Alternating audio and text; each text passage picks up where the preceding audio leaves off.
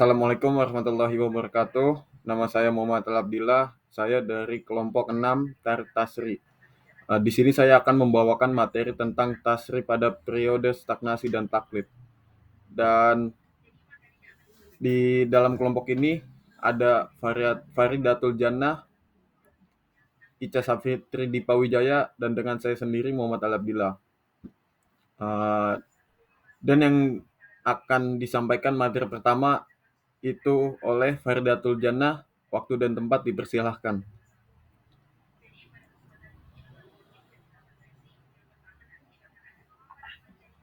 Baik, terima kasih kepada Mas Ali Abdillah. Baiklah, langsung saja di sini saya akan menyampaikan materi pertama, yaitu kondisi sosial politik pada masa stagnasi dan taklid.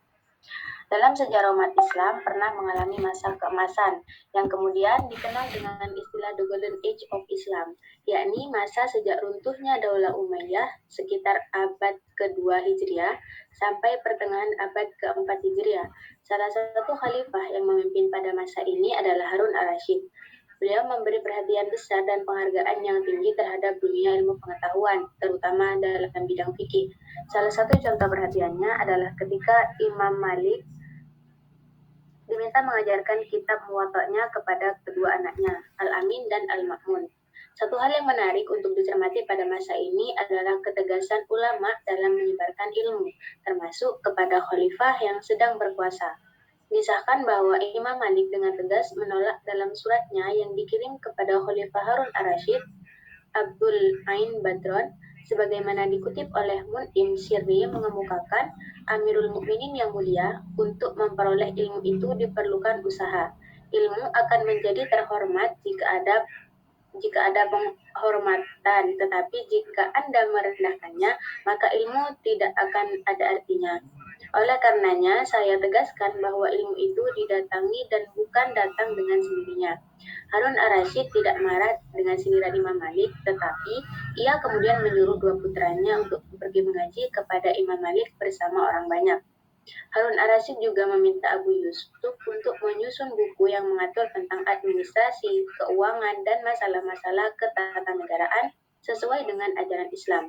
Abu Yusuf dalam kata pengantar kitabnya Al-Kharaj memberi pesan, tegakkanlah kebenaran, jauhkan diri Anda dari memutuskan segala bentuk perkara dengan hawa nafsu dan kemarahan. Pandanglah setiap manusia itu sama, baik yang dekat maupun yang jauh. Saya menasihati Anda, wahai Amirul Mukminin, agar menjaga apa yang diperintahkan oleh Allah dan memelihara amanahnya. Perhatian para khalifah Bani Abbas terhadap fikih dan fuqaha telah dicatat oleh sejarah sebagai salah satu faktor yang membantu mengantarkan fikih menuju puncak kecemerlangan, di mana era keemasan ini berlangsung selama 250 tahun.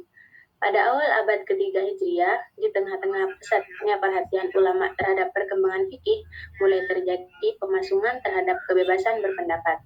Khalifah Al-Ma'mun, Al-Mu'tasim, dan Al-Wasik berusaha keras untuk memaksakan ideologi Mu'tazilah kepada para ulama. Kondisi demikian menyebabkan para ulama mulai tertekan dan secara perlahan mereka mulai menampakkan dukungannya terhadap ideologi Mu'tazilah. Sejak saat itu, Mu'tazilah menjadi sasaran kecaman pedas dan kritik tajam oleh para ulama, terutama Ahmad bin Hanbal. Seiring dengan pemasungan kebebasan berpendapat tersebut, terjadi pro dan kontra terhadap pemerintahan Daulah Abbasiyah. Para ulama yang tinggal di daerah-daerah tertentu mulai mengadakan pembelaan terhadap mazhabnya. Hal ini menimbulkan sikap atau fanatisme secara berlebihan dari ulama kepada para imam dan ajaran-ajarannya. Pada masa ini merupakan masa yang sangat menyedihkan di mana pertikaian terjadi di mana-mana dan berlangsung sangat lama. Kondisi sosial politik pada saat itu mulai tidak menentu. Pada pertengahan abad keempat Hijriah, pemerintah Daulah Abbasiyah terpecah menjadi negara-negara kecil yang mempunyai otonomi sendiri-sendiri, yang saling bersaing dan berperang. Hal ini berlangsung terus-menerus sampai jatuhnya Baghdad, ibu kota Daulah Abbasiyah, ke tangan Hulagukan, panglima tentara Tartar pada tahun 656 Hijriah. Dalam waktu yang bersamaan, kegiatan-kegiatan di bidang fikih ditangani oleh orang-orang yang semata-mata hanya mengincar jabatan hakim atau qadi, tanpa keahlian ilmiah yang menandai.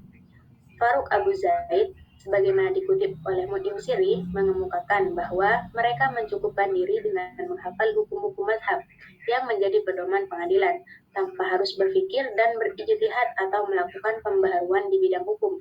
Mereka cukup menerapkan sepenuhnya hukum-hukum yang dihasilkan para imamnya tanpa melakukan apapun. Tidak mengherankan jika para ahli ilmu fikih seperti itu mudah terbawa arus penguasa dan menuruti maksud-maksud mereka, meskipun untuk itu harus mengorbankan kepentingan-kepentingan fikih dan hukum syara.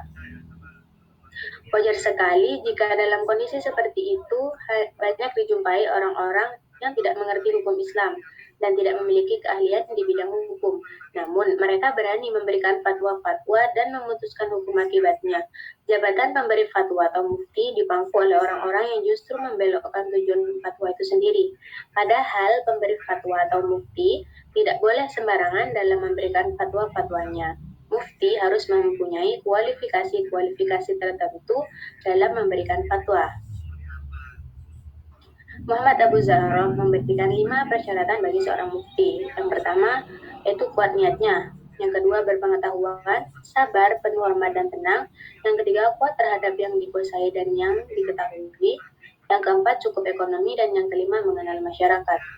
Apabila kualifikasi-kualifikasi mufti ini diterapkan pada masa itu, sungguh banyak mufti yang tidak sesuai dengan kualifikasi itu.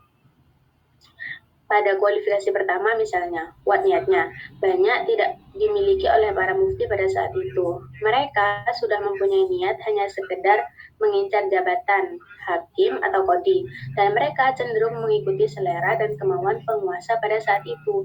Begitu juga kualifikasi-kualifikasi yang lain. Hilangnya amanah ilmiah ini pada sisi lain mengakibatkan keterpakuan tekstual. Periwayatan pendapat-pendapat para imam tanpa melalui verifikasi ilmiah dalam satu persoalan. Dalam penentuan masalah zakat sapi atau ketentuan besarnya zakat bagi seseorang yang mempunyai 41-59 ekor sapi misalnya. Imam Abu Hanifah disebutkan mempunyai 3 pendapat yang berbeda. Satu pendapat diriwayatkan dari Hasan Asy-Syaibani, salah seorang ahli fikih pengikut Abu Hanifah, menyebut bahwa setiap pertambahan 10, artinya sampai berjumlah 50 sapi, wajib dizakati 1/4 musinah atau sapi yang berumur 3 tahun. Kemudian dari Abu Yusuf, salah seorang murid Abu Hanifah yang menjadi qadhi atau hakim di Baghdad pada masa Khalifah Harun ar-Rasyid, diriwayatkan bahwa Abu Hanifah berpendapat tidak wajib baginya zakat sampai berjumlah 60 sapi, tetapi ada pendapat lain dari Abu Hanifah. Meskipun tidak diketahui perawinya bahwa setiap bertambah 1 wajib dizakati 4/10 musinah. Dari contoh tersebut dapat dilihat bahwa bagaimana mungkin seorang imam, dalam hal ini Imam Abu Hanifah, mempunyai 3 hukum yang berbeda dalam satu persoalan. Dalam penelitian sejarah, sebagaimana disinggung oleh Mu'in Siri, telah terjadi manipulasi dalam periwayatan pendapat para imam akibat adanya orang-orang yang tidak ahli dalam bidang hukum, tetapi mereka memberi fatwa berdasarkan kehendaknya sendiri dengan mencari justifikasi para imam mazhab. Betapapun ulama-ulama periode ini, terutama setelah Baghdad jatuh ke tangan Hulagu Khan pada tahun 656 Hijriah, berada dalam keterpakuan tekstual yang sangat mencekam. Namun tidak dapat dipungkiri bahwa aktivitas mereka dalam bidang keilmuan juga berjasa besar bagi perkembangan fikih, meskipun tidak sampai pada derajat ijtihad. Namun jasa-jasa mereka dalam menghimpun pemikiran-pemikiran fikih para imam mazhab sangat besar, yaitu membuat mukhtasar atau ringkasan, syarah dan hasyiah terhadap karya-karya imam mereka. Kemudian dilanjutkan dengan pembahasan yang kedua, yaitu kegiatan ulama pada periode stagnasi dan taklid. Periode ini disebut taklid karena para fuqaha pada zaman ini tidak dapat membuat sesuatu yang baru untuk ditambahkan kepada kandungan mazhab yang sudah ada seperti mazhab Hambali. Pada masa ini juga para ahli hukum Islam sudah merasa puas dengan keadaan yang ada dan hanya membatasi diri untuk mempelajari hasil pikiran-pikiran para ahli sebelumnya yang telah dituangkan ke dalam buku berbagai mazhab. Titik tekan kajian mereka bukan lagi tentang soal-soal yang pokok, tetapi soal-soal cabang. Sejak itulah dimulai gejala untuk mengikuti saja pendapat para ahli sebelumnya atau yang disebut dengan taklid. Walaupun sebetulnya banyak faktor yang membuat para ulama mandek melakukan ijtihad mutlak dan mengembangkan hukum-hukum syariat dari sumber-sumbernya yang pertama, namun tidaklah berarti bahwa mereka juga mandek dan berhenti kesungguhannya dalam upaya pembentukan hukum di lingkungan daerah mereka yang terbatas. Usaha-usaha ulama pada masa ini yaitu melakukan penelitian ilat hukum, melakukan tarjih terhadap pendapat-pendapat yang bertentangan dengan pendapat madhab, membela madhab, serta merumuskan dasar-dasar usuliyah. Poin pertama, para ulama pada tiap-tiap madhab bisa dibagi menjadi beberapa level atau tingkatan. Yang pertama yaitu ahli ijtihad fil madhab. Mereka ini tidak berijtihad dalam hukum syariat secara ijtihad mutlak. Mereka hanya berijtihad mengenai berbagai kasus yang terjadi dengan dasar-dasar ijtihad yang telah dirumuskan oleh para imam madhab mereka. Terkadang salah seorang di antara mereka ada yang hasil ijtihadnya bertentangan dengan mazhab imamnya dalam sebagian hukum-hukum cabang. Kemudian yang kedua, ahli ijtihad fil masail. Mereka ini tidak menyalahi para imam mereka dalam berbagai hukum cabang dan juga tidak menyalahi dasar-dasar ijtihad yang mereka gunakan. Mereka hanya mengistinbatkan hukum-hukum mengenai berbagai masalah yang tidak ada riwayatnya sesuai dasar-dasar yang digunakan para imam mereka dan dengan mengkiaskan kepada cabang-cabang hukum mereka. Yang ketiga, ahli ijtihad takhrij. Mereka ini tidak berijtihad dalam mengistinbatkan hukum mengenai berbagai masalah. Akan tetapi, karena keterikatan mereka pada dasar-dasar dan rujukan madhab yang dianutnya, maka mereka tidak berusaha mengeluarkan ilat-ilat hukum dan prinsip-prinsipnya. Yang keempat, ahli ijtihad tarjih. Mereka ini mampu membandingkan di antara beberapa riwayat yang bermacam-macam. Mereka ini mampu membandingkan di antara beberapa riwayat yang bermacam-macam yang bersumber dari para imam madhab mereka dan sekaligus mampu mentarjih, menetapkan mana yang kuat di antara satu riwayat dengan riwayat lainnya. Lalu mereka mengatakan inilah riwayat yang lebih, atau inilah kutipan yang lebih utama diterima, atau inilah yang lebih sesuai dengan qiyas, atau inilah yang lebih sesuai dengan kebutuhan manusia. Yang kelima, ahli taklid mutlak. Pada tingkatan ini, para ulama hanya menerima apa-apa yang diriwayatkan oleh para imam dengan tidak membahas sumber-sumbernya. Kemudian yang keenam, ahli tamyiz. Mereka ini mampu membeda-bedakan antara riwayat-riwayat yang jarang dikenal dan mampu membeda-bedakan antara dalil-dalil dan jelas, serta mampu membeda-bedakan antara dalil-dalil yang kuat dan dalil yang lemah. Mereka yang termasuk dalam level kelima ini antara lain ialah para pengarang kitab matan-matan yang terkenal dan maktabar di kalangan madhab Abu Hanifah, seperti pengarang kitab Al-Kanz dan Al-Wiqayah. Dengan demikian dapat diambil kesimpulan bahwa kesungguhan aktivitas para ulama dalam pembentukan hukum pada periode ini adalah mencurahkan perhatiannya kepada pendapat-pendapat dan hukum-hukum yang sudah dibentuk dan ditetapkan oleh para imam madhab mereka. Kemudian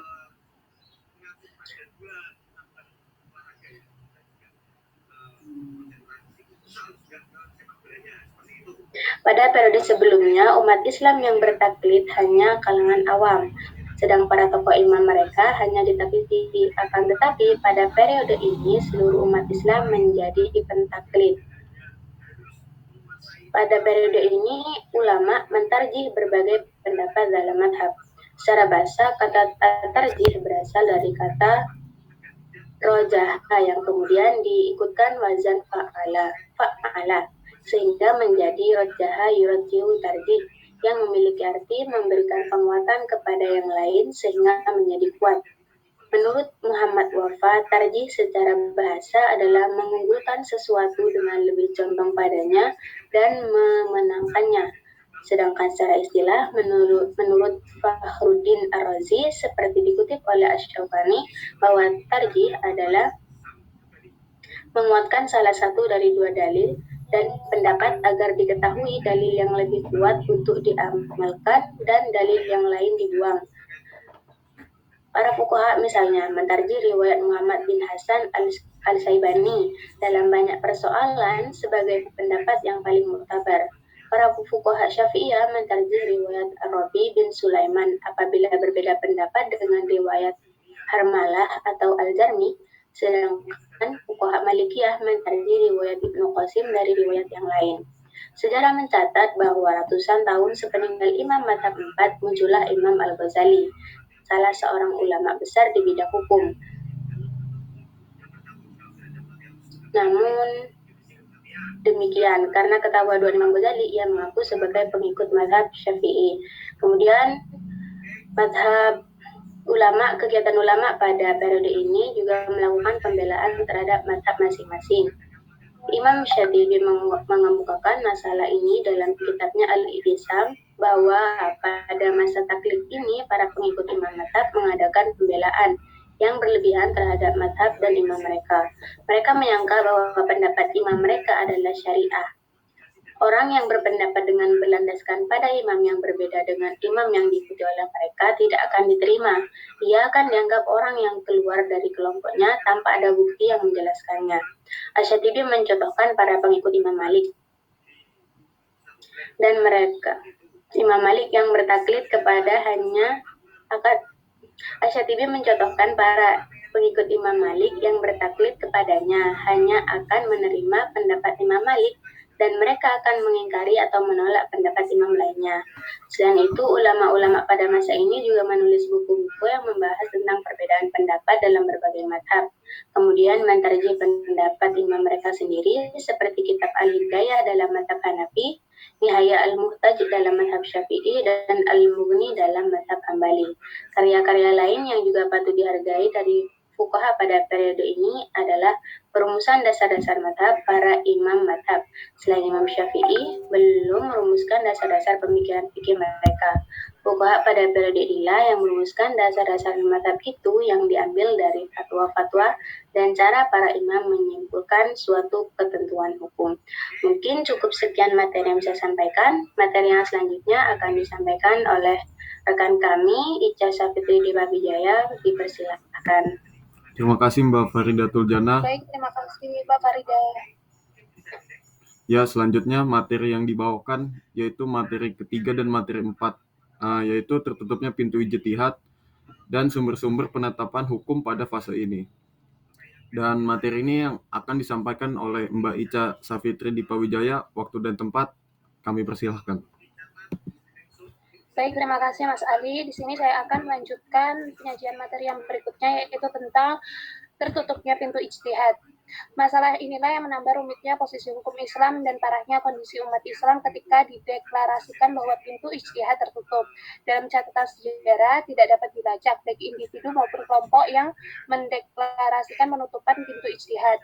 Tidak ada seorang pun yang benar-benar mengetahui kapan pintu ijtihad itu ditutup dan siapa sesungguhnya yang menutupnya, baik oleh ulama secara individu atau kolektif.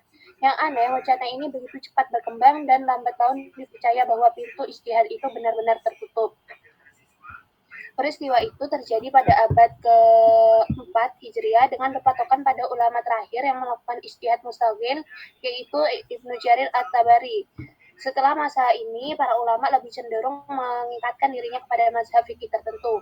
Meskipun dalam praktiknya, klaim tertutupnya pintu ijtihad ini menjadikan umat Islam menjadi stagnan, tetapi ada beberapa ulama yang tetap menyatakan bahwa pintu ijtihad tidak pernah tertutup. Pernyataan inilah yang dipegang oleh Imam Asy-Syaukani pada abad ke-13 Hijriah, yang kemudian dilanjutkan oleh Al-Maraghi. Menurut Ibrahim Hussein, mereka yang berpendapat bahwa pintu ijtihad tertutup berdasarkan bahwa yang pertama, hukum Islam baik dalam bidang ibadah, muamalah, munakahat, jinayat, dan sebagainya, seluruhnya telah lengkap dan dibukukan secara terperinci dan rapi, sehingga tidak perlu lagi adanya ijtihad baru. Yang kedua, yaitu mayoritas ahli sunnah hanya mengakui mazhab 4. Oleh karena tiap-tiap yang menganut mazhab ahli sunnah haruslah memilih salah satu mazhab saja, ia pun harus terikat dengan satu mazhab tersebut. Yang ketiga, yaitu membuka pintu ijtihad selain merupakan suatu yang sia-sia juga membuang waktu. Yang keempat, sejak abad keempat tidak ada seorang pun ulama yang berani menonjolkan diri sebagai mujtahid mutlak. Hal ini menunjukkan bahwa mulai saat itu syarat seorang mujtahid mutlak tidak mungkin terpenuhi. Adapun pendapat lain yang mengatakan alasan pintu ijtihad itu tertutup adalah sebagai berikut. Yang pertama yaitu munculnya hubun dunia di kalangan ulama. Imam Al-Ghazali dalam kitab Ihya Ulumuddin membagi ulama menjadi dua, ulama dunia dan ulama akhirat. Ulama dunia dalam pandangan Al-Ghazali adalah ulama yang ilmunya digunakan hanya untuk mengejar kepentingan duniawi dan ia lalai dalam ibadah serta kehilangan sifat zuhud. Yang kedua yaitu adanya perpecahan politik. Sebagaimana diketahui pada akhir kekuasaan Abbasiyah, khalifah dijadikan boneka. Daerah-daerah yang dikuasainya masing-masing berdiri sendiri dan saling bermusuhan. Pada tahun 324 Hijriah, pusat pemerintahan Islam terbagi menjadi beberapa kerajaan. Basra dikuasai oleh dinasti Raik, Fes dikuasai oleh dinasti Ali bin Ibnu Buwaihi, Rai dikuasai oleh Abi Ali Al-Husain Ibnu Al-Buwaihi, Diyarbakir dikuasai oleh Bani Hamdan, Mesir dan Syam dikuasai oleh dinasti Fatimah, dan Bahrain dikuasai oleh dinasti Karamitas, sedangkan khalifah hanya berkuasa di Baghdad. Yang ketiga yaitu adanya perpecahan aliran fikih. Sebagaimana diketahui, sebagian umat Islam ada yang beranggapan bahwa pendapat ulama sepadan dengan Al-Quran dan Sunnah, hingga tidak boleh diubah atau diganti dengan pendapat lain. Anggapan ini tentu melahirkan sikap disharmonisasi di kalangan umat Islam, mengingat banyaknya aliran dan mazhab yang memiliki rujukan masing-masing. Dalam arti pengikut mazhab Hanafi menganggap bahwa hanya pendapat Abu Hanifah yang benar, pengikut mazhab Malik berpendapat bahwa hanya pendapat Imam Malik yang benar, dan pengikut mazhab Syafi'i dan Ahmad bin Ibnu Hambal demikian juga. Jika bisa disimplifikasikan, tertutupnya pintu ijtihad ini karena terbelenggunya pemikiran dan kegiatan pengembangan keilmuan. Sementara ijtihad itu adalah bagian dari kegiatan ilmiah, sehingga tertutupnya ijtihad merupakan implikasi dari keadaan umat Islam yang sedang berada pada fase kemunduran. Dalam waktu yang bersamaan, kegiatan-kegiatan dalam bidang fikih ditangani oleh orang-orang yang semata-mata hanya mengincar jabatan hakim tanpa keahlian ilmiah yang memadai. Mereka mencukupkan diri dengan menghafal hukum-hukum mazhab yang menjadi pedoman pengadilan tanpa harus berpikir dan beristihad, apalagi melakukan perubahan di bidang hukum. Mereka cukup menerapkan sepenuhnya hukum-hukum yang dihasilkan para imamnya tanpa melakukan apapun. Tidak mengherankan jika ahli fikih dengan tipe seperti itu sangat mudah terbawa arus menegang maksud mereka, meski hanya harus mengorbankan kepentingan fikih. Hal ini diperparah dengan keberanian mereka dalam berfatwa, meskipun mereka tidak memahami persoalan dan dalil-dalil hukumnya. Selain itu, golongan yang tetap berpendapat bahwa pintu ijtihad tetap terbuka memiliki pendapat yang berbeda, yaitu diantaranya yang pertama yaitu menutup pintu ijtihad berarti menjadikan hukum Islam yang semestinya lincah dan dinamis menjadi kaku dan beku, sehingga akan ketinggalan zaman. Karena beberapa permasalahan yang muncul justru terkadang tidak ada dalam Al-Quran, hadis, atau kitab-kitab fikih. Kemudian yang kedua yaitu menutup pintu ijtihad berarti menutup kesempatan ulama Islam untuk menciptakan pemikiran-pemikiran yang baik dan memanfaatkan dan menggali sumber atau dalil hukum Islam. Yang ketiga yaitu dengan terbukanya pintu ijtihad, maka setiap permasalahan umat dapat diatasi dan diselesaikan. Dengan demikian, hukum-hukum Islam akan selalu berkembang dan sesuai dengan kondisi masyarakat. Materi yang selanjutnya yaitu tentang sumber-sumber penetapan hukum pada fase ini. Pada fase ini, perkembangan hukum syariah atau hukum Islam mulai mengalami stagnasi. Dalam penetapan hukumnya, mereka tidak lagi menggali berdasarkan sumber utamanya yaitu Al-Quran dan As-Sunnah, melainkan para ulama pada fase ini itu lebih cenderung mengikuti dan mempelajari pemikiran-pemikiran para pendapat mazhab yang ada terdahulu atau taklid. Periode taklid ini adalah periode di mana semangat ijtihad untuk mutlak para ulama itu sudah pudar dan mandek, dalam artian semua gerakan ijtihad dan upaya perumusan undang-undang sudah benar-benar terhenti dan mereka hanya berfokus pada hasil ijtihad sebelumnya. Dalam periwayatan para imam pada fase ini banyak orang-orang yang tidak ahli di bidang hukum, tapi mereka memberikan fatwa berdasarkan kehendak sendiri dengan mencari justifikasi dari para imam mazhab. Kondisi fikih yang demikian inilah yang menyebabkan sebagian ulama mengatakan bahwa pintu ijtihad telah tertutup. Meskipun ada beberapa pendapat bahwa pintu ijtihad tidak pernah tertutup dan bahkan selalu terbuka, namun taklid pada masa ini semakin bertambah mengakar. Ia menjadikan landasan hukum dan fatwa. Keadaan ini juga memaksa para ulama dan fuqaha untuk mengambil pendapat para imam masa lalu, terutama imam yang 4 mazhab itu secara penuh. Mereka mengambil fatwa-fatwa dan cara pikir para imam dan menyimpulkan suatu ketentuan hukum. Keempat imam mazhab ini adalah, yang pertama ada Imam Abu Hanifah, yang kedua ada Imam Syafi'i, ada Imam Malik, dan yang keempat ada Imam bin Hambal. Pada masa taklid ini, para pengikut imam mazhab mengadakan pembelaan yang berlebihan terhadap mazhab dan imam mereka. Mereka menyangka bahwa pendapat imam mereka adalah syariah. Orang yang berpendapat dengan berlandasan pada imam yang berbeda dengan imam yang diikuti oleh mereka tidak akan diterima. Ia akan dianggap orang yang keluar dari kelompoknya tanpa ada bukti yang menjelaskannya. Dari sini terlihat mulai ada kecenderungan baru, yakni mempertahankan kebenaran mazhabnya dengan mengabaikan mazhab-mazhab lain. Mereka beranggapan bahwa kebenaran merupakan hak prerogatif mazhab yang dianutnya, sehingga tak salah jika masa ini merupakan fase penggeseran orientasi dari Al-Quran dan As-Sunnah menjadi orientasi pada pendapat ulama mazhab. Kemudian ulama-ulama yang muncul pada periode ini yaitu yang pertama ada Imam Ibnu Hazm. Imam Ibnu Hazm merupakan memiliki nama lengkap yaitu Ali Ibnu Ahmad, Ibnu Said, Ibnu Hazm, Ibnu Ghalib, Ibnu Saleh, Ibnu Abi Sufyan, Ibnu Yazid. Merupakan ulama yang terkenal, yang pandai dan menjadi tokoh dalam mazhab Zahiri. Zahiri adalah aliran literatis terikat dengan teks dalam penetapan hukum, tidak menggunakan kias sama sekali. Mazhab ini didirikan oleh Daud bin Ali al-Asbahani pada tahun 200 sampai 270 Hijriah. Mazhab ini berpendapat bahwa apa yang disebutkan dalam nas sudah cukup untuk menjelaskan semua persoalan hukum. Menurutnya, mempergunakan kias itu sama saja dengan mengikuti hukum akal, sedangkan hukum agama adalah hukum ilahi. Kalau boleh menetapkan hukum dengan akal, niscaya akan memunculkan berbagai keputusan hukum yang bertentangan dengan nas. Sehingga memutuskan hukum dengan menggunakan kias sama dengan mengikuti langkah syaitan. Pendapat ini didasarkan pada suatu alasan bahwa yang pertama kali menggunakan kias adalah setan. Ketika mengkiaskan Adam dengan mereka untuk membedakannya. Ibnu Hazm mengemas pemikiran Daud Zahiri menjadi sesuatu hal yang sangat menarik.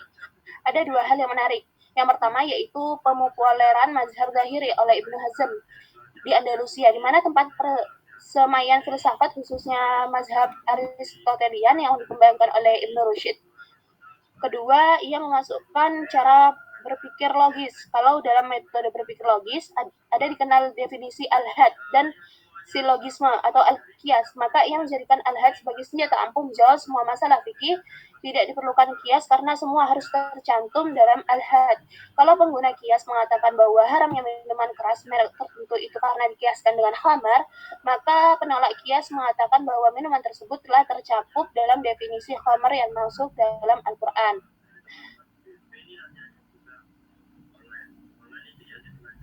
Sekian presentasi dari saya. Mungkin ulama kedua akan dilanjutkan oleh pemateri selanjutnya, yaitu Mas Muhammad Ali Abdillah. Kepadanya dipersilahkan. Terima kasih Mbak Ica Safitri di Wijaya yang materi yang telah disampaikannya. Selanjutnya saya akan membacakan imam kedua yaitu Imam Al-Ghazali. Nama lengkap Imam Ghazali adalah Abu Hamid Ibnu Muhammad Ibnu Taus Ahmad At-Tausi Asy-Syafi'i yang lahir pada tahun 450 Hijriah atau 1058 Masehi di Ghazla, Tabran, sekitar kota Tus, Iran. Sejak kecil, ia sudah yatim dan dititipkan kepada teman ayahnya seorang sufi. Ia dididik di perguruan Nizamul Muluk. Di perguruan ini, ia belajar fikih dari Imam Rozakani, kemudian pindah belajar ke Naisabur dan berguru ke Imam Juwaini, yang dikenal dengan Imam Haramain, salah satu teolog Asy'ariyah. Selain belajar di Naisabur, ia juga menyebarkan ilmunya. Kemudian, Al-Ghazali melanjutkan belajarnya ke Mu'askar dan berkenalan dengan Nizamul Muluk, Perdana Menteri Bani Saljuk. Oleh Nizamul Muluk, ia diangkat menjadi pengajar di Madrasah Nizamiyah tahun 1091 Masehi dan mendapat sambutan yang luar biasa dari masyarakat Baghdad. Ia menulis banyak buku ketika mengelola Madrasah Nizamiyah itu. Tahun 1095 Masehi, ia meninggalkan Madrasah Nizamiyah, pindah ke kota Makkah, dan untuk beberapa waktu, sekitar 2 tahun, tinggal menyepi di Damaskus, tepatnya di menara Masjid Damaskus. Menyepinya Imam Ghazali karena menghindar dari kondisi sosial politik yang sangat buruk sekali di tempat sunyi ini. Ia menemukan kesempurnaan tasawufnya. Di puncak menara ini, ia melahirkan buku Ihya Ulumuddin. Kondisi politik dan keagamaan pada waktu itu, Imam Ghazali hidup sedang dalam kemerosotan. Khalifah Bani Abbas di Baghdad hanya sebagai simbol saja. Kekuasaan yang sesungguhnya ada pada penguasa-penguasa di daerah, mereka sultan atau amir. Perebutan kekuasaan di antara para penguasa sudah biasa terjadi. Bahkan Nizamul Muluk sendiri mati karena persoalan ini pada tahun 1092 Masehi atau 485 Hijriah. Ketika ia tinggal di Naisabur, pamannya seorang ulama yang bernama Tutushi dibunuh oleh Sultan Barmuk dengan dipenggal lehernya pada tahun 1106 Masehi. Setelah berpetualang ke sana kemari, akhirnya Imam Ghazali memilih kembali ke Tus, dan beberapa waktu kemudian ia wafat di kota kelahirannya pada tahun 1111 Masehi. Pada zaman Imam Ghazali, umat Islam sedang dalam kondisi yang buruk, fanatisme mazhab serta jumutnya pemikiran Islam memperburuk keadaan. Dan dalam kondisi seperti ini, Ghazali terpanggil untuk memperbaiki keadaan dan bidang yang memerlukan perbaikan itu. Di antaranya adalah masalah hukum. Untuk itu, ia menulis kitab Al-Mustafa yang merupakan cerminan bagi pemikiran hukum Ghazali. Dalam kitab ini dijelaskan bahwa hukum agama itu harus diambil dari ajaran-ajaran wahyu, bukan produk akal manusia. Pemikiran ini merupakan bentuk antisipasif terhadap pemikiran Mu'tazilah yang menyatakan bahwa akal termasuk sumber syariat Islam. Bertentangan dengan pemikiran Imam Ghazali bahwa wahyu hanya berfungsi sebagai informatif saja terhadap akal Al-Ghazali. Al-Ghazali melihat perlunya berpikir terhadap masalah ini adalah ketika terjadi keragaman pemikiran umat Islam yang semakin beragam dan sangat terpengaruh sekali dengan filsafat Yunani, di mana mengajarkan kemerdekaan untuk berpikir bebas yang telah merusak pola berpikir umat Islam di bidang kalam dan tidak mustahil akan merembet pula dalam pemikiran hukum Islam. Baginya, semacam itu akan berbahaya terhadap substansi ajaran Islam dan harus ditolak. Yang ketiga itu ada Imam Ibnu Taimiyah. Nama asli Ibnu Taimiyah adalah Taqiyuddin Ahmad Ibnu Taimiyah, lahir di Haran, Damaskus pada tahun 661 Hijriah atau 1263 Masehi. 5 tahun setelah Baghdad ditaklukkan bangsa Mongol, pimpinan Hulagu ia lahir dan dibesarkan dalam mazhab Hambali, yang kebetulan ayah dan kakeknya adalah ulama terkemuka. Ia belajar pada ayahnya, kemudian pada Najmuddin Ibnu Asakir dan Ali Zainuddin Al-Maqdisi. Pada usia 30 tahun ayahnya meninggal dunia dan beliau menggantikan posisi keulamaan ayahnya. Ibnu Taimiyah adalah sosok ulama yang sangat haus terhadap ilmu pengetahuan. Berbagai disiplin ilmu ia tekuni, diantaranya teologi, tafsir hadis, mantik, dan ilmu politik. Ibnu Taimiyah merupakan ulama yang nakal, dalam tanda kutip. Ia selalu mengkritik hampir pemikiran keagamaan. Bahkan ia berani mengkritik sesuatu yang sudah mapan. Misalnya, ia mengkritik Umar bin Khattab, padahal bagi umat Islam kebanyakan, sosok Umar merupakan sosok pemimpin yang nyaris tanpa kesalahan. Faham fikih Hanabilah ia pegang secara kuat, sehingga apapun, baik budaya, peradaban, pemikiran harus diuji dengan tolak ukur ajaran Nabi. Ia adalah seorang ulama yang sangat keras menentang khurafat, bid'ah, dan tahayul. Bisa jadi khurafat, bid'ah, dan tahayul merupakan akses dari jatuhnya kekuatan Islam, baik secara pemikiran maupun politik. Untuk membangkit umat Islam dari keterpurukan, Ibnu Taimiyah membuat adagium, dalam tanda kutip, kembali ke Al-Quran dan Sunnah. Dengan adagium itu tentu saja ia menyatakan bahwa pintu ijtihad masih terbuka lebar dan tidak tertutup. Ia mengajak umat Islam untuk membangun kerangka pikir memahami Islam secara benar. Ia senada dengan Ghazali bahwa kesalahan terbesar ulama Islam adalah terseratnya pemikiran mereka dalam arus pemikiran filsafat Yunani. Bahkan ia mengkritik Al-Ghazali bahwa pekerjaannya mengkritik para filosof itu belum tuntas. Bahkan menurut Ibnu Taimiyah, dalam strategi melawan para filosof Al-Ghazali mempelajari filsafat, tetapi ia sendiri terperangkap pada filsafat itu sendiri dan tidak bisa keluar. Seperti Ghazali, kritik Ibnu Taimiyah terhadap filsafat melalui tulisan Al-Rad ala Mantiqiyin. Dalam buku ini dibongkar tentang kepalsuan logika formal seperti penolakan terhadap al-had atau definisi dan kias atau silogisme. Metodologi pemikiran Ibnu Taimiyah adalah biarkan nas itu bicara apa adanya. Sehingga cara berpikir ini terkesan bahwa pemikiran Ibnu Taimiyah sangat literal. Setelah munculnya Ahmad bin Hanbal, menurut Fazlur Rahman dengan Ibnu Taimiyah, maka hal ini bertanda sebagai kemunculan kembali ortodoksi Islam yang telah berkembang selama lebih dari satu periode.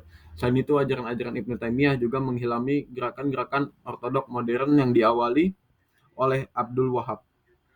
Menurutnya pula, awalnya Abdul Wahab adalah seseorang yang sangat dekat dengan Sufi pada masa mudanya. Tetapi setelah ia membaca karangan-karangan Ibnu Taimiyah, ia mengkutuk keras tahayul Sufi dan ajaran intelektual Sufi, terutama tentang kesatuan wujud atau wahdat al-wujud. Lalu materi kelima, yaitu sebab-sebab dan karakteristik tasri pada masa stagnasi dan taklid. Sebab-sebab tasri pada masa stagnasi dan taklid yaitu kemunduran umat Islam disebabkan oleh dua faktor, yakni faktor internal yang timbul di dalam umat Islam itu sendiri. Ya, yang pertama itu ulama tidak lagi mengambil hukum dari sumbernya yang utama, yakni Al-Quran dan Hadis, melainkan beralih ke pendapat-pendapat imam mazhab. Mereka berpendapat bahwa pendapat imam mazhab itu sepadan dengan nas dalam kurung Al-Quran dan Sunnah yang tidak dapat diubah, digugat atau diganti. Berkembang. Yang kedua itu berkembang serta meluasnya khurafat, tahayul, dan mistik di kalangan masyarakat Islam yang merusak kemurnian tauhid. Yang ketiga itu munculnya kejumudan berpikir karena hilangnya semangat ijtihad. Ulama mengalami frigiditas atau dingin, tidak sensitif akibat kelusuan berpikir sehingga tidak lagi mampu menghadapi perkembangan zaman dengan menggunakan akal pikiran yang sehat dan merdeka serta bertanggung jawab. Ulama yang keempat, ulama terlalu banyak mengkaji dan sikap kagum yang berlebihan terhadap pemikiran dan pendapat ulama mazhabnya sehingga terlena dan kehilangan kepercayaan diri seolah-olah kemampuan mereka lebih rendah dari ulama-ulama sebelumnya. Dari sikap ini lahirlah anggapan setiap orang dewasa diwajibkan menganut salah satu mazhab fikih dan diharamkan untuk keluar dari mazhabnya. Yang itu yang pertama, lalu yang kedua dilarang untuk mengambil pendapat selain pendapat imam mazhab yang dianut atau mencampur aduk mazhab atau talfik. Guru yang ketiga, guru yang terdahulu pasti lebih mengetahui makna nas daripada kita. Yang kelima, pendapat ulama mujtahid pasti benar-benar sejajar dengan syariat sehingga pendapatnya sama dengan agama itu sendiri. Lalu sebab-sebab yang kelima itu, para ulama terdahulu atau pendiri mazhab dan pengikutnya sangat produktif dan kreatif. Hampir seluruh lapangan ijtihad dijajaki sehingga seolah-olah tidak memberikan sisa untuk melakukan ijtihad untuk ulama sesudah mereka. Bahkan ijtihad mereka sudah sampai kepada hal-hal yang belum ada dan terjadi, atau yang biasa disebut fikih iftirodi. Lalu sebab-sebab yang keenam itu munculnya ulama-ulama yang tidak mumpuni atau incapable, yakni orang-orang yang sebenarnya tidak mempunyai kelayakan untuk berijtihad namun ia memaksakan diri untuk melakukan ijtihad dan mengeluarkan produk hukum dalam bentuk fatwa yang membingungkan masyarakat. Yang ketujuh itu adanya intervensi kekuasaan atau sultan atau khalifah yang menganjurkan agar mengikuti mazhab yang dianutnya. Hal ini sangat besar pengaruhnya terhadap taklid. Di samping itu sultan hanya akan mengangkat kodi dan mufti yang semazhab dengannya. Secara umum, pemerintahan sudah tidak memperhatikan lagi perkembangan ilmu pengetahuan seperti perhatian yang pernah diberikan oleh masa Abbasiyah awal, Harun al-Rashid, Al-Amin, dan lain-lain. Khalifah lebih banyak menghambur-hamburkan hartanya untuk berpesta pora dan maksiat. Itu yang ke-8. Yang ke-9, kesatuan dan keutuhan pemerintah Islam telah pecah. Hal ini menyebabkan penurunnya kewibawaan pengendalian perkembangan hukum, bukan hanya di kalangan penguasa pemerintahan. Ternyata antara ulama pun terjadi persaingan yang tidak sehat yang menyebabkan di antara mereka saling menghasut. Lalu sebab yang ke-10 itu adanya fatwa yang menyatakan bahwa pintu ijtihad sudah tertutup dan cukuplah berpegang teguh kepada ijtihad-ijtihad yang dilakukan ulama terdahulu. Lalu yang ke-11 munculnya kesenggangan masyarakat kepada harta secara berlebihan atau biasa disebut materialistik. Lalu yang ke-12 munculnya saling curiga antar pengikut mazhab, bahkan saling menghina yang tujuannya untuk meninggikan mazhab yang dianutnya dan merendahkan mazhab yang lainnya. Misalnya, para pengikut Imam Hanifah menghina pengikut mazhab Syafi'i yang menyebut bahwa Imam Syafi'i bukan keturunan Quraisy tetapi keturunan budak-budak Quraisy. Lalu yang kedua, pengikut Imam Malik mengatakan bahwa Imam Syafi'i adalah pembantu Imam Malik. Lalu yang terakhir, pengikut Imam Syafi'i mengatakan bahwa Ahmad bin Hambal adalah pembantu Imam Syafi'i.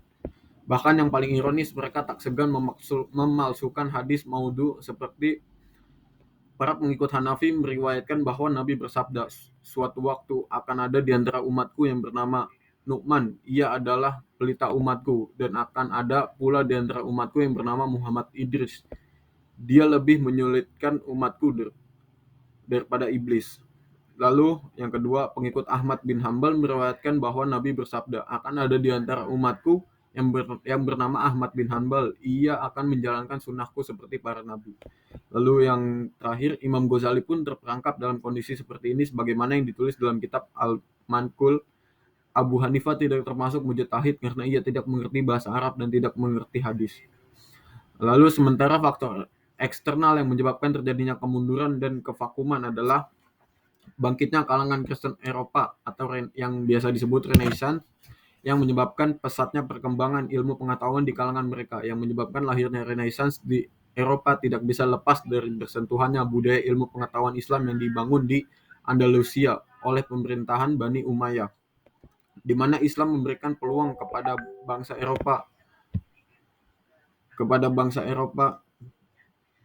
untuk mengkaji ilmu di Andalusia. Dan sebab utama lahirnya Renaissance itu adanya aliran pemikiran rasional Averroisme, dan Averroisme itu tidak lain merupakan pemikiran filsafat yang dikembangkan oleh Ibnu Rushd, seorang ulama ahli fikih, filsafat, dan kedokteran yang mengajak manusia untuk berpikir kritis dan logis. Lalu yang kedua, adanya serbuan bangsa Mongol yang meluluh lantakan peradaban Islam yang berabad-abad lamanya dibangun. Dalam sejarah diceritakan bahwa kebiadaban penyerbuan bangsa Mongol terhadap Bani Abbasiyah di Baghdad menyebabkan ratusan ribu nyawa manusia melayang. Tentara Mongol membuat piramida dari penggalan kepala manusia. Yang paling mengenaskan adalah dibakar dan diporak-porandakannya perpustakaan terbesar dan terlengkap saat itu, yakni perpustakaan Bait al-Hikmah, di mana dalam perpustakaan itu tersimpan jutaan karya adiluhung dari berbagai disiplin ilmu yang dilahirkan melalui tangan ulama-ulama cerdik yang tak ternilai harganya. Dan sayangnya tidak sampai kepada kita. Diceritakan dalam sejarah bahwa mereka membuat jembatan di atas sungai Tigris dengan buku-buku itu, sehingga air sungai Tigris hitam dengan tintanya. Lalu yang ketiga, munculnya beberapa negara baru baik di Eropa maupun di belahan dunia lain seperti Afrika, Timur Tengah, dan Asia. Keadaan demikian membawa kepada ketidakstabilan politik yang berpengaruh pada perkembangan pemikiran. Lalu materi yang terakhir itu karakteristik fikih pada periode ini. Pada masa ini, hukum Islam mulai mengalami stagnasi atau jumud. Hukum Islam tidak lagi digali dari sumber utamanya, yaitu Al-Quran dan Sunnah. Para ulama pada masa ini lebih banyak sekedar mengikuti dan mempelajari pikiran dan pendapat dalam mazhab yang sudah ada atau taklid. Dari sini terlihat mulai ada kecenderungan baru, yakni mempertahankan kebenaran mazhabnya dengan mengabaikan mazhab lain. Seolah-olah kebenaran merupakan hak prerogatif mazhab yang dianutnya, sehingga tak salah jika masa ini merupakan fase pergeseran orientasi dari Al-Quran dan Sunnah menjadi orientasi kepada pendapat para ulama. Lalu sebagaimana diketahui pada masa abad 4. Telah terbentuk mazhab-mazhab fikih. Namun kecenderungan yang tidak begitu baik segar dalam perkembangan fikih yakni munculnya ketergantungan kepada mazhab dan tumbuhnya perasaan berkecukupan secara meluas dan mendalam. Para ulama menjaga pendapat mazhab fikihnya dengan mengembangkan pemikiran mazhabnya secara internal melalui pembuatan ringkasan-ringkasan atau mukhtasyar terhadap kitab-kitab fikih yang terlalu tebal. Bahkan mazhab ada yang disebut mukhtasyar jiddan, yang merupakan ringkasan dari ringkasan. Selain itu, para ulama pada fase ini melakukan ulasan-ulasan dan penjelasan-penjelasan atau syarah serta penjelasan dari kitab yang sudah dibuat penjelasannya atau hasyiah terhadap kitab-kitab fikih yang ringkas atau kurang luas. Sehingga dalam proses belajar fikih menjadi berat, yakni harus menguasai, menghafal, dan menjaga seluruh kitab fikih dan menjaga cara-cara atau istinbat ahkam yang ditempuh. Uh, um, Oke, sudah selesai materi yang kelompok kami sampaikan. Kurang lebihnya mohon maaf. Wassalamualaikum warahmatullahi wabarakatuh.